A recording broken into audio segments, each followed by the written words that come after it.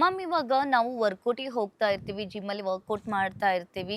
ಅಲ್ಲಿ gym trainers ಬಂದ ತಕ್ಷಣನೇ ಲೈಕ್ ಪ್ರೋಟೀನ್ಸನ್ನ ಸಜೆಸ್ಟ್ ಮಾಡ್ತಾ ಇರ್ತಾರೆ. ಅದು ಎಷ್ಟು ನಮ್ಮ ದೇಹಕ್ಕೆ ಒಳ್ಳೇದು ಮ್ಯಾಮ್?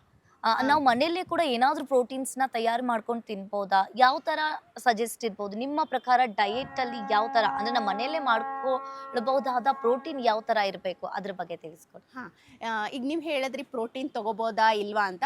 ಸಣ್ಣ ಮಕ್ಕಳಿಂದ ವಯಸ್ಸಾದವ್ರ ತನಕ ಪ್ರೋಟೀನು ಬಹಳ ಇಂಪಾರ್ಟೆಂಟ್.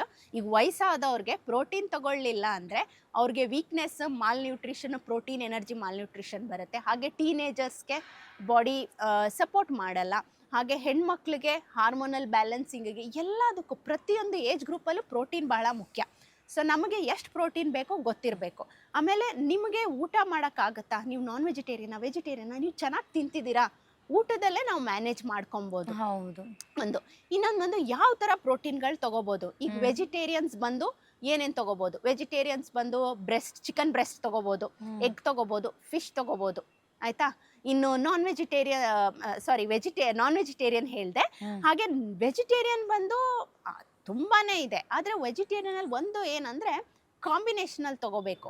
ಏನೇ ಒಂದು ಬೇಳೆ ಕಾಳುಗಳು ಮತ್ತು ದಾಲ್ ತೊಗೊತಿರ್ತೀರಾ, ಏನೋ ಒಂದು ದಾಲ್ ತೊಗೊತಿರ್ತೀರಾ, ಅದೆಲ್ಲ ವೆಜಿಟೇಬಲ್ ಸೋರ್ಸು. ಸೊ ಅದು ಬಯೋ ಅವೈಲಬಿಲಿಟಿ ಅಂದರೆ ಬಾಡಿಗೆ ಚೆನ್ನಾಗಿ ಹಿಡಿಬೇಕಂದ್ರೆ ಅದಕ್ಕೊಂದು ಪ್ಲಾಂಟ್ ಸೋರ್ಸ್ ಹಾಕ್ಕೊಳ್ಬೇಕು. ಈಗ ಎಕ್ಸಾಂಪಲ್ ನಾನು ಕೊಡ್ತೀನಿ. ಒಳ್ಳೆ ಕಾಳು ಪಲ್ಯ ಮತ್ತು ಬೇಳೆ ಸಾರು, ದಾಲ್ ಏನೋ ತೊಗೊತಿರ್ತೀರಾ, ಅದೆರಡು ಪ್ರೋಟೀನೇ. ಅದ್ರ ಜೊತೆ ಒಂದು ಗ್ಲಾಸ್ ಬಟರ್ ಮಿಲ್ಕು ಇಲ್ಲ ಮೊಸರು ಇಲ್ಲ ಪನ್ನೀರ್ ಹಾಕ್ಕೊಂಡ್ರೆ ರಿಚ್ ಆದ್ವಲ್ಲ ವೆಜಿಟೇರಿಯನ್ಸ್. ಹಾಗೆ ಇವುಗಳೆಲ್ಲ. ಆಮೇಲೆ ಕಾಳುಗಳಲ್ಲಿ ಉದ್ದಿನ ಕಾಳಿದೆ, ಆಮೇಲೆ ಕಡಲೆಕಾಳಿದೆ, ಕಾಬೂಲ್ ಚೆನ್ನ ಇದೆ, ಕಿಡ್ನಿ ಬೀನ್ಸ್ ಇದೆ, ರಾಜ್ಮಾ ಇದೆ, ಆಮೇಲೆ ನಾರ್ಮಲ್ ಮಸೂರ್ ದಾಲ್ ಇದೆ. ಇವೆಲ್ಲನೂ ಪ್ರೋಟೀನ್ ಸೋರ್ಸೇನೆ. ಸೋಯಾ ಬೀನ್ಸ್ ಇದೆ. Soya beans is a rich source of protein. ಆಮೇಲೆ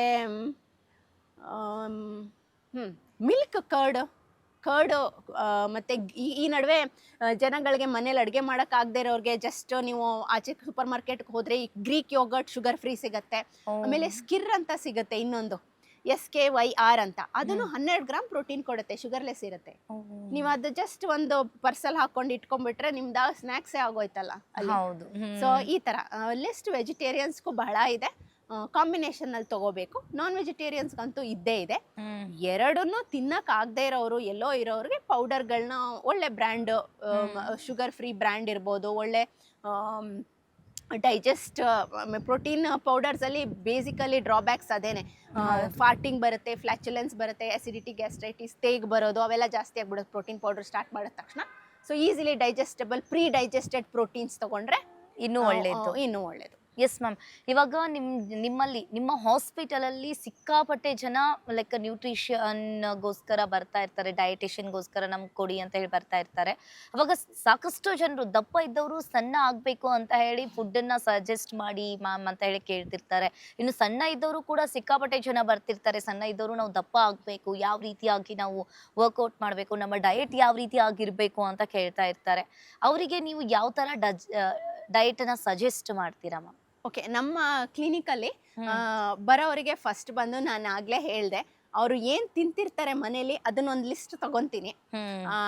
ಆಮೇಲಿಂದ ಅವ್ರಿಗೆ ಏನು ಇಷ್ಟ ಅದೊಂದು ಲಿಸ್ಟ್ ತಗೊತೀನಿ. ಆಮೇಲೆ ಅವ್ರದ್ದು ಬ್ಲಡ್ ರಿಪೋರ್ಟ್ ತಗೊತೀನಿ. ಅದರಲ್ಲಿ ಏನೇನು ಡಿಫಿಷಿಯನ್ಸೀಸ್ ಇದೆ, ಏನೇನು ಇನ್ಫ್ಲಮೇಷನ್ ಮಾರ್ಕರ್ಸ್ ಇರುತ್ತೆ, ಆಮೇಲೆ ಏನಾದರೂ ಅಸಿಡಿಟಿ, ಗ್ಯಾಸ್ಟ್ರೈಟಿಸ್ ಪ್ರಾಬ್ಲಮ್ ಇದೆಯಾ ಅದನ್ನೆಲ್ಲ ಲಿಸ್ಟ್ ತಗೊಂಡು ಆಮೇಲಿಂದ ಅದನ್ನೆಲ್ಲ ಕೂತು ನೋಡಿ ಅದಕ್ಕೊಂದು ಡಯಟ್ ಅವ್ರದ್ದು ಬಾಡಿ ಟೈಪ್ ಹೇಗಿದೆ, ಡೈಜೆಷನ್ ಎಲ್ಲ ಚೆನ್ನಾಗಿದೆಯಾ ನೋಡಿಬಿಟ್ಟು ಅದಕ್ಕೆ ತಕ್ಕಂಗೆ, ಈಗ ವೆಯ್ಟ್ ಗೇನ್ ಆದರೆ weight gain diet, weight loss ಆದರೆ ವೆಯ್ಟ್ ಲಾಸ್ ಡಯಟ್, ಅದನ್ನು ನಾನು ಒಂದಷ್ಟು ಪ್ಲ್ಯಾನ್ ಮಾಡ್ತೀನಿ. ಸೊ ಯೂಶಲಿ ನಾವು ಕ್ಯಾಲರಿ ಡಿಫಿಸಿಟ್ಟು ಮಾಡ್ತೀನಿ. ಈಗ ಜನರಲಿ ನಿಮಗೆ ನಿಮ್ಮ ಹೈಟ್ಗೆ, ಏಜ್ಗೆ, ವೆಯ್ಟ್ಗೆ ಒಂದಿಷ್ಟು ಕ್ಯಾಲರಿ ತಗೋಬೇಕು ಅಂತ ಇದೆ. ಈಗ ನಿಮಗೆ ಗಾಡಿಗೆ ಫ್ಯೂಯಲ್ ಹಾಕ್ತಿವಿ ಅಲ್ವಾ, ಗಾಡಿ ಓಡುತ್ತೆ. ಹಾಗೆ ನೀವು ಏನು ಕೆಲಸ ಮಾಡಲಿಲ್ಲ ಅಂದ್ರೂ, ನೀವು ಸುಮ್ಮನೆ ಕೂತಿದ್ರು ನಿಮ್ಮ ಬಾಡಿಗೆ ಫ್ಯೂಯಲ್ ಬೇಕು. ಆ ಫ್ಯೂಯಲ್ನ ನಾವು ಏನಂತ ಕರಿತೀವಿ? ಕ್ಯಾಲರಿ ಇಲ್ಲ ಎನರ್ಜಿ ಅಂತ ಕರಿತೀವಿ. ಸೊ ಎನರ್ಜಿ ಬೇಕು, ಸೊ ಕ್ಯಾಲರಿ ಬೇಕು.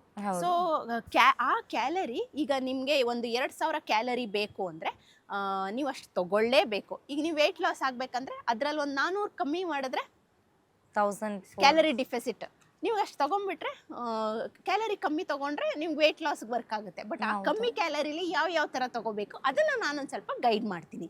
ಇಟ್ ವೆಯ್ಟ್ ಗೇನ್ಗೆ ಒಂದಷ್ಟು ಎಕ್ಸ್ಟ್ರಾ ಹಾಕ್ಬಿಟ್ಟು ಅದರಲ್ಲಿ ಯಾವ ಥರ ತಗೋಬೇಕು, ಅವ್ರದ್ದೇನು ಡಿಫಿಷಿಯನ್ಸಿ ಇದೆ ಅದನ್ನ ನೋಡ್ಕೊಂಡು ಆ ಥರ ಮಾಡ್ತೀನಿ. ಓಕೆ ಮ್ಯಾಮ್, ಇವಾಗ ಸಾಕಷ್ಟು ಜನರು ಕೂಡ ಸಿಕ್ಕಾಪಟ್ಟೆ ABC ಜ್ಯೂಸ್ ಅಂತ ಹೇಳಿ ಸಿಕ್ಕಾಪಟ್ಟೆ ಟ್ರೆಂಡ್ ಕೂಡ ಆಗ್ತಾ ಇದೆ. ಅದು ದೇಹಕ್ಕೆ ಒಳ್ಳೆಯದಾ ಅಥವಾ ಏನು ಮ್ಯಾಮ್? ಎವ್ರಿ ಡೇ ನಾವು ಕುಡಿಬೇಕಾ? ಹೇಗೆ, ಯಾವ ಥರ? ನಮ್ಮ ಮಾರ್ನಿಂಗ್ ಬ್ರೇಕ್ಫಾಸ್ಟ್ ಆಗಿರಲಿ, ನಮ್ಮ ಮಾರ್ನಿಂಗಿಗೆ ಪ್ರೀ ವರ್ಕೌಟ್ ಮುಂಚೆನೆ ಕೂಡ ಅದನ್ನ ಕುಡಿದು ಹೋಗ್ತಾ ಇರ್ತಾರೆ. ಅದು ಯಾವ ರೀತಿಯಾಗಿ ಒಳ್ಳೆಯದು ಅದ್ರ ಬಗ್ಗೆ ತಿಳಿಸಿ. ABC ಜ್ಯೂಸ್ ಬಂದು ಇಂಡಿವಿಜುವಲೈಸ್ಡ್, ಪ್ರತಿಯೊಂದು ಮನುಷ್ಯನ್ಗೆ ಬೇರೆ ತರ ವರ್ಕ್ ಆಗುತ್ತೆ. ಈಗ ನಾರ್ಮಲ್ ಗ್ಯಾಸ್ಟ್ರೈಟಿಸ್ ಇರೋರಿಗೆ ಅದು ವರ್ಕ್ ಆಗಲ್ಲ, ಗ್ಯಾಸ್ಟ್ರೈಟಿಸ್ ಜಾಸ್ತಿ ಆಗುತ್ತೆ. BP ಇರೋರಿಗೆ ಸ್ವಲ್ಪ BPಗೆ ಒಳ್ಳೇದು, ಶುಗರ್ ಇರೋರಿಗೆ ಶುಗರ್ ಜಾಸ್ತಿ ಆಗುತ್ತೆ. ಅಥ್ಲೆಟಿಕ್ ಪರ್ಸನ್ ತಗೊಂಡ್ರೆ, ಈಗ ಸ್ಪೋರ್ಟ್ಸ್ ಪರ್ಸನ್ ತಗೊಂಡ್ರೆ ಅವ್ರಿಗೆ ಅಥ್ಲೆಟಿಕ್ ಪರ್ಫಾರ್ಮೆನ್ಸ್ ಚೆನ್ನಾಗಾಗುತ್ತೆ. ಸೊ ಈಚ್ ಪರ್ಸನ್ಸ್ಗೆ ಅದು ವೇರಿ ಆಗುತ್ತೆ. ಸೊ ಒಬ್ರಿಗೆ ಒಳ್ಳೇದು ಅಂತ ಹೇಳಕ್ಕಾಗಲ್ಲ. ಡಿಪೆಂಡಿಂಗ್ ಅಪಾನ್ ಅವ್ರಿಗೆ ಏನಕ್ಕೆ ಬೇಕು, ಏನು ಕುಡಿತಿದ್ದಾರೆ. ಸ್ಕಿನ್ ಗ್ಲೋಗಾ, ಓಕೆ ಓಕೆ ಕುಡೀರಿ. ಎಕ್ಸ್ಟ್ರಾ ನ್ಯೂಟ್ರಿಷನ್, ಓಕೆ ಕುಡೀರಿ. ನಿಮಗೆ ಗ್ಯಾಸ್ಟ್ರೈಟಿಸ್ ಇದೆಯಾ, ಬೇಡ. ಏನಕ್ಕೆ ಬೇಕು? ಗ್ಯಾಸ್ಟ್ರೈಟಿಸ್ ಇದ್ರೆ ಎಗ್ರಾವೇಟ್ ಆಗುತ್ತೆ. ನಿಮ್ಗೆ ಶುಗರ್ ಇದೆಯಾ, ಬ್ಲಡ್ ಶುಗರ್ ಸ್ಪೈಕ್ ಆಗುತ್ತೆ, ಬೇಡ. ಸೊ ಆ ಥರ ಡಿಪೆಂಡಿಂಗ್ ಅಪಾನ್ ಇಂಡಿವಿಜುವಲ್ ನಾವು ಸಜೆಸ್ಟ್ ಮಾಡ್ತೀವಿ. Yes ma'am. ಇನ್ನು ಅದೇ ರೀತಿಯಾಗಿ ಎಷ್ಟೋ ಜನ ಜಿಮ್ಮಿಗೆ ಹೋಗೋದ್ರಿಂದನೂ ಕೂಡ ಕಾರ್ಡಿಯಾಕ್ ಅರೆಸ್ಟ್ ಆಗ್ತಾ ಇದೆ ಅಂತೇಳಿ ಸಿಕ್ಕಾಪಟ್ಟೆ ಜನ ಅನ್ಕೊಳ್ತಾ ಇರ್ತಾರೆ. ಒಂದು ರೀತಿಯಾಗಿ ಅದು ಮಿತ್ ಅಂತಾನೆ ಹೇಳ್ಬೋದು. ಹಾಗೆ ಜಂಕ್ ಫುಡ್ ತಿನ್ನೋದ್ರಿಂದನೂ ಕೂಡ ನಮಗೆ ಕಾರ್ಡಿಯಾಕ್ ಅರೆಸ್ಟ್ ಆಗುತ್ತೆ ಅಂತಾನೂ ಕೂಡ ಹೇಳ್ತಾ ಇರ್ತಾರೆ. ಅದೆಷ್ಟು ನಿಜ ಮ್ಯಾಮ್, ಎಷ್ಟು ಸುಳ್ಳು? ಹಾಗೆ ಏನು ಸಜೆಸ್ಟ್ ಮಾಡ್ತೀರಾ, ಏನು ಹೇಳ್ತೀರಾ ಇದಕ್ಕೆ? ಜಿಮ್ಮಿಗೆ ಹೋಗೋದ್ರಿಂದ ಮತ್ತೆ ಜಂಕ್ ಅಂದ್ರೆ ಫುಡ್ ಹೆಚ್ಚಿಗೆ ತಿನ್ನೋದ್ರಿಂದ ಹಾರ್ಟ್ ಅಟ್ಯಾಕ್ ಆಗತ್ತೆ ಅಂತ ಹೇಳ್ತಾರೆ. ಈಗ ಏನಪ್ಪ ಅಂದರೆ, ಒಂದು ರಿಯಲ್ ಟ್ರೂತ್ ಏನಂದರೆ, ನಮಗೆ ಹಾರ್ಟ್ ಅಟ್ಯಾಕ್ ಇವತ್ತು ಆಗತ್ತೆ ಅಂತ ಇಟ್ಕೊಳ್ಳಿ, ಅದು ಸಿಂಪ್ಟಮ್ಸ್ ನಮಗೆ ಎಷ್ಟೋ ವರ್ಷದ ಹಿಂದೆನೇ ಗೊತ್ತಿರುತ್ತೆ. ಆದರೆ ನಾವು ಅದನ್ನ ನೆಗ್ಲೆಕ್ಟ್ ಮಾಡ್ತೀವಿ ಅಲ್ವಾ?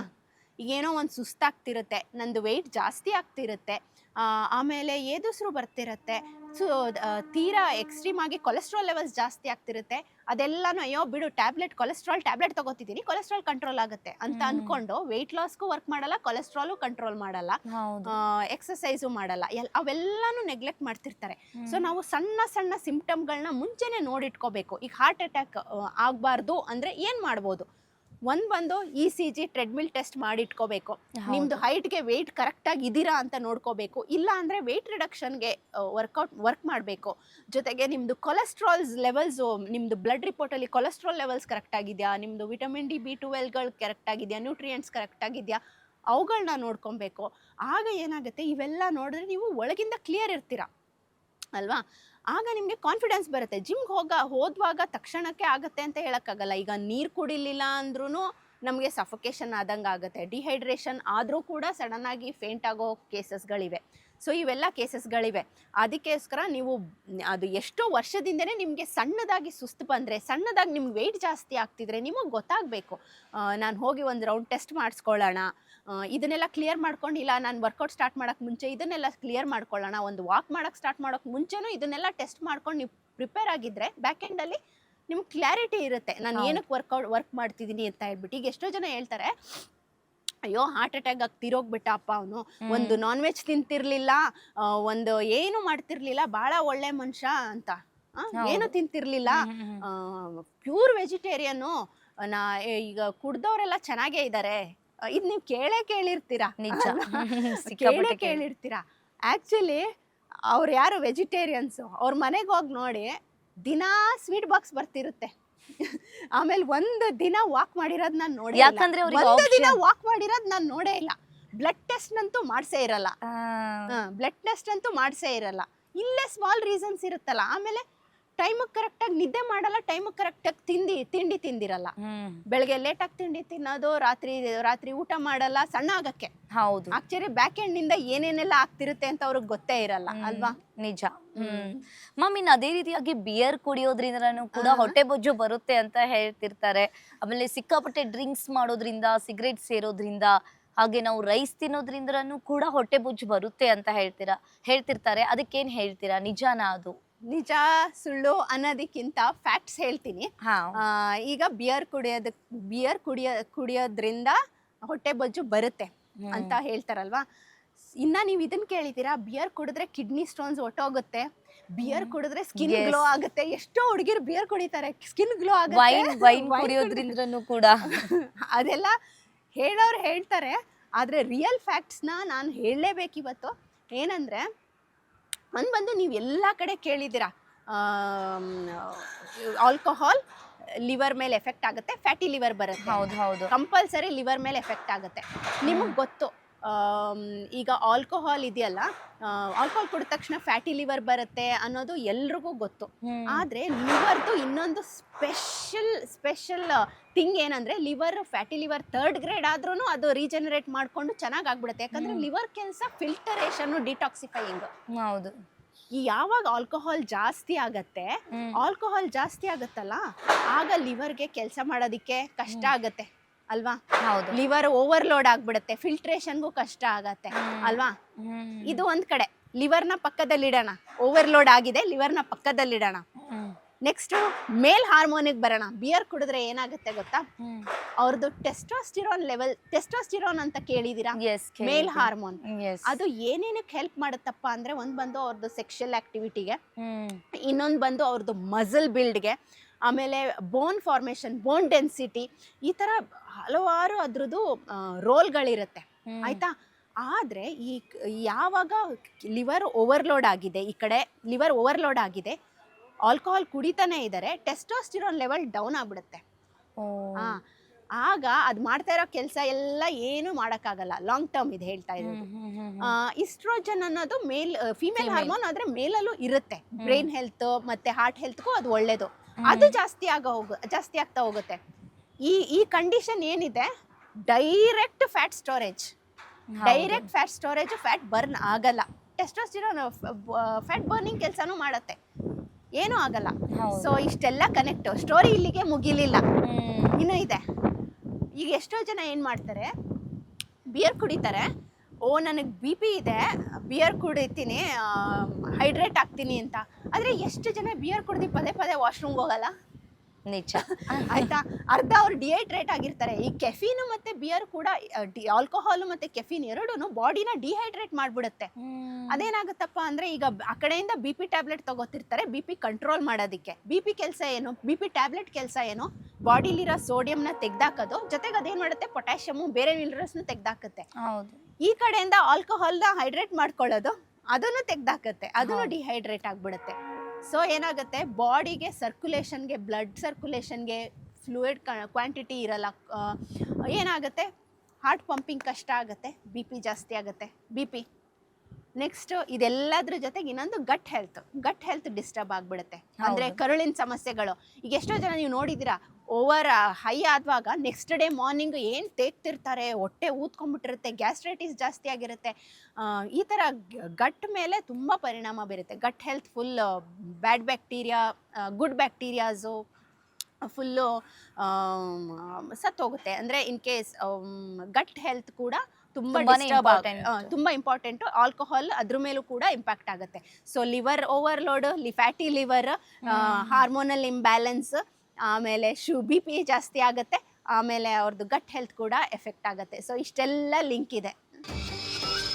ಸುಮನ್ ಟಿವಿ ಕನ್ನಡದಲ್ಲಿ ಜಾಹೀರಾತು ನೀಡಲು ಸಂಪರ್ಕಿಸಿ 9686376663.